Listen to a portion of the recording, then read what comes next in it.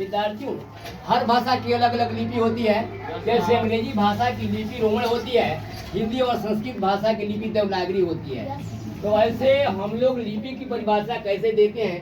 बड़े बड़े विद्वान लोग अपने व्याकरण में लिपि की परिभाषा देते आ रहे हैं, लेकिन मैं रामजी पुरी अपने विद्वता के बल पर व्याकरण की परख से मैं अपने व्याकरण को कविता बंद करके मैं समाज को बताना चाहता हूँ कि आखिर व्याकरण का आधार क्या है, व्याकरण से क्या फायदा है, हम लोग व्याकरण से कहाँ तक पहुँच लगा सकते हैं। मेरे व्याकरण के शिरोमणि पाणिनि जी महाराज ने भी संस्कृत व्याकरण का जन्म दिया, जिसके सहारे सारे व्याकरणों का निर्माण हुआ।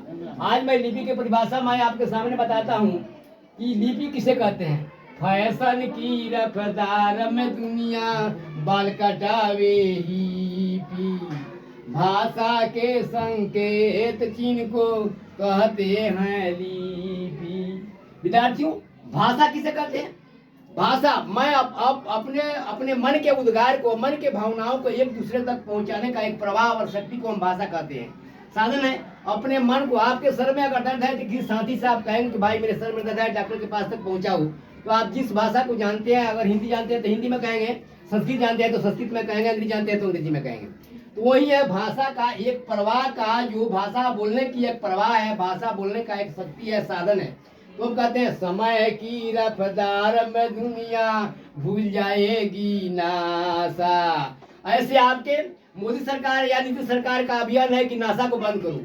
तो अभी नासा करने वालों की जितनी पिटाई होती है, जेल जाना पड़ता है, उसको देख करके हम लोग, क्योंकि साहित्य समाज का दर्पण होता है, हमारे साहित्यकार या व्याकरणी ये बताता है कि ऐसा अगर दुनिया का रफ्तार रहा तो नासा आपके दुनिया से विदा हो जाएगा। इसलिए मैं अपने परिभाषा में बता रहा हूँ कि समय की रफ्तार में दुनिया भूल जाएगी नासा, बोलने की परवाह को हम सभी कहते हैं भाषा। तो विद्यार्थियों, ऐसे आप देखते हैं कि क्रिया, संज्ञा या सर्वनाम का अलग अलग अपना डिफिनेशन या परिभाषा होता है। तो हम कहते हैं कि संज्ञा किसे कहते हैं, तो क्या कहते हैं आप लोग?